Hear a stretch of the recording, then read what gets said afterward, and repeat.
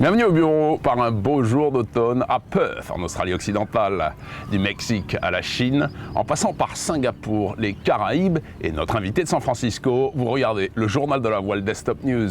Mais d'abord, deux grandes nouvelles pour ce 1er avril 2014. Desktop News change de main et devient la propriété d'une très grande chaîne de télévision internationale. Oh, pas d'inquiétude, absolument rien ne va changer dans l'immédiat.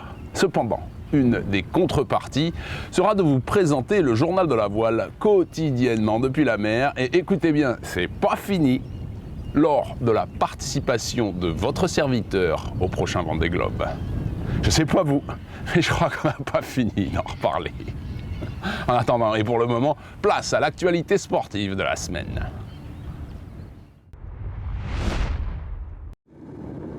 Le calendrier de la voile de Singapour organise un événement très populaire avec le Youth Sailing Championships. Ici, la régate est devenue un sport majeur où on trouve plusieurs anciens champions du monde d'optimisme notamment. Avec l'énergie fantastique de leurs entraîneurs, certains montrent d'incroyables promesses pour l'avenir et qui sait des succès olympiques. Les organisateurs se félicitent d'une participation record cette année avec 357 jeunes régatiers. Avec une brise plus musclée et plus stable, les parcours des Medal Race sont placés au plus près du rivage pour le plaisir des spectateurs. En classe Techno 293, la Thaïlande réalise le doublé avec Shin Bingbong devant Pong Tin. En laser 4.7, le Singapourien Bernie Chin remporte la timbale devant son compatriote et ami Matthew Scott. En 420, Kimberly Lim et Savannah Siu sont les incontestables vainqueurs. L'immense flotte des optimistes est finalement dominée par les Malaisiens Muhammad Shah devant son partenaire d'entraînement Mohammad Rozaini. Les récompenses sont délivrées dans le cadre d'une fête magnifique sous des tonnerres d'applaudissements.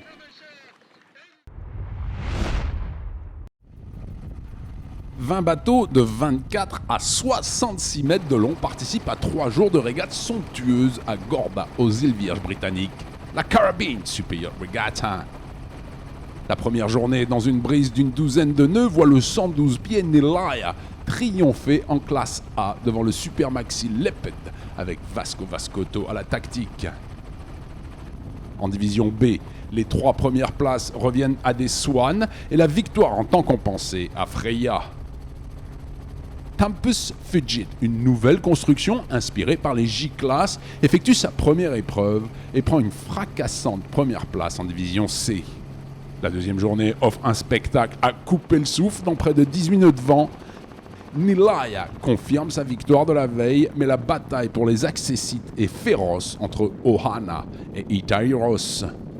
En classe B, Twizzle remporte la manche devant Freya et revient à égalité au classement général. Moonbird remet les pendules à l'heure avec une magnifique victoire devant Saraphine en classe C.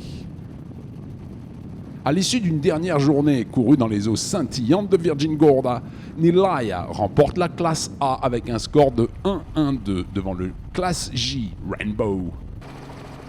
Freya s'octroie la classe B sur le même score devant Twizzle, tandis que le plan Fitzroy Dubois Moonbird devance d'un petit point Sarafin en classe C. La MEX ORC Copa est la deuxième des 8 étapes du championnat 2014 de course au large au Mexique. L'épreuve se déroule dans l'état du Jalisco, dans la Bahia de Banderas, sur l'océan Pacifique. Dans de petits airs, la bataille bat son plein dès la première journée, dominée par Grand Illusion en classe ORR1, Veloz en ORR2 et Generalissimo en ORR3. La flotte, composée de bateaux de 46 à 70 pieds, a fort à faire dans les conditions très variables de la deuxième journée. Les équipages, souvent internationaux, offrent un niveau de performance très élevé. Les conditions se durcissent au fil des manches et les tendances au classement se dessinent franchement. Grand Illusion prend l'ascendant sur Vincitor au classement général, malgré le retour tonitruant de Veloz. Amachi prend la tête en classe ORR2 et ne fait qu'une bouchée de Veloz, suivi de près de Alelare. En ORR3, Bandido domine son sujet et enfonce le clou face à Generalissimo, auteur d'un bon début de régate. Dreadnought prend la 3e place.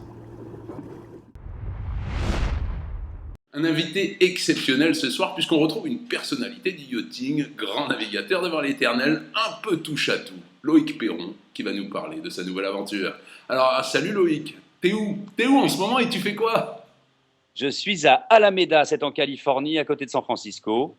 J'ai eu la chance d'y passer un an, toute l'année 2013, au sein de l'équipe Artemis. Et c'est génial ici. Donc la 35e America's Cup, Loïc Perron a re-signé, a replongé avec Artemis alors. Exactement, depuis quelques jours officiellement, depuis quelques mois, on en papote évidemment. Pour plein de raisons, évidemment. Déjà parce qu'ils me l'ont proposé, ce qui est vachement sympa, parce qu'on s'entend bien, parce que c'est une équipe avec un grand devenir, clairement. Et alors, donc là, Loïc Perron, il va faire quoi chez Artemis? Comme d'habitude, un peu de tout. Ah, j'aime bien faire un peu de tout. Je dis souvent que ma grande spécialité, c'est d'être généraliste. Alors après, plus particulièrement, je suis barreur remplaçant. Donc j'essaye de casser les jambes du jeune prodige Nathan Outridge, australien, pour essayer de le remplacer de temps en temps. là, j'ai vu que vous aviez déjà commencé à naviguer avec des AC-45. On a déjà commencé, oui. Là, on a sorti nos 2 petits bébés qui étaient sous la grue il y a quelques heures encore. On a fait une petite session, notre première session en vue de la prochaine coupe, en fait, d'entraînement, de navigation, je ne veux pas dire de remise à niveau, mais enfin, en tout cas, le but du jeu de ces courses de bateau à la voile, c'est qu'il faut faire du bateau avec des voiles, ou avec des ailes, pour le coup. Comment on met en place une équipe alors que on a sans doute, nous en tout cas public, on a très peu d'infos et c'est compliqué. Alors, c'est vrai que ça peut être compliqué, ça dépend, comme tu le dis, la différence entre le grand public et ceux qui ont la chance d'être un peu plus au milieu du village, c'est évidemment le niveau d'information dont on dispose, forcément. Ouais. Et ça nous permet d'ores et déjà d'avoir une certaine idée, assez large, parfois assez précise, de ce qui nous attend. Ouais. Donc ça va, on ne reste pas les doigts croisés en train d'attendre que le fameux boom protocole nous tombe sur la tête, bien au contraire, on anticipe. Ouais. Et on a fort heureusement suffisamment d'informations pour ça. D'accord. Et alors, que je garderai pour moi, bien entendu. Pardon? Que je vais garder pour moi, bien entendu. Tout à fait. Non, c'est le jeu. Ça, on connaît ça. Oui, beaucoup de monotypie. Ouais, voilà. Ah oui, il y a eu ça. C'est une demande qui paraît totalement justifiée de la part des Challenge of Record, des Australiens, c'est normal.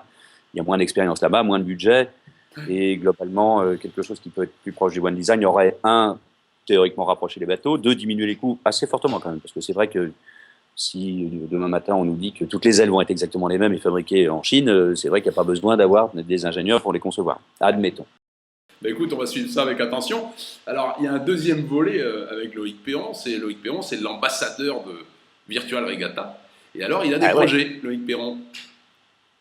Oh, j'en ai plein. Alors là, avec notre ami Philippe Guigné et de Virtual Regatta et toute la communauté Virtual Regatta, oui, j'aimerais bien faire profiter la communauté Virtual Regatta sur un truc. Alors, c'est à l'état de projet. Il ne faut pas prendre ça pour argent comptant, c'est le cas.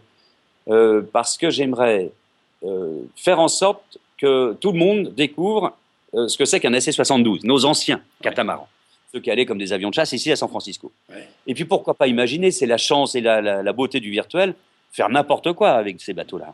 Et donc pourquoi pas se faire une petite traversée non pas de l'Atlantique, parce que ça on fait ça tous les jours, mais une traversée du Pacifique, puisqu'on est là, San Francisco. Donc virtuellement, j'aimerais qu'on décolle d'Alameda avec un AC-72, l'Artemis bien sûr, en virtuel, donc tout le monde est le bienvenu, on va se bagarrer les uns contre les autres, et vous allez vous bagarrer contre le team Artemis, mais là pour une fois je vais barrer. C'est une petite idée idiote que j'ai eue, mais aller saluer les Challenge of Record, nos copains australiens, qui ont relevé le défi. Parfait. Et qui vont représenter tous les challengers. Je trouve que l'idée est belle, elle est en train de se mettre en place, et donc globalement, voilà, le défi, ça va consister avec une sorte de, je sais pas, Artemis Racing 72, Pacific Derby, et tout le monde sera bien. Et on part tous à fond la caisse à aller visiter Hamilton Island. C'est pas mal. Ah oui, ça va aller vite, donc ça peut être intéressant parce que pour la première fois, tous les fans de Virtual Regatta vont traverser un océan à des vitesses jamais atteintes, donc traverser des systèmes météo beaucoup plus rapidement. C'est tout l'intérêt du multicoque quand on est en mer, c'est qu'on va très vite, certes, mais on peut aller très vite dans la mauvaise direction. Bah écoute Loïc, un immense merci pour ce bon moment passé ensemble. Merci mon grand, on a fait un peu long, mais c'est pas grave. Merci et bonsoir.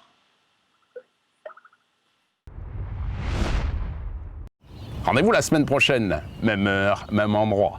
D'ici là, au revoir et bon vent.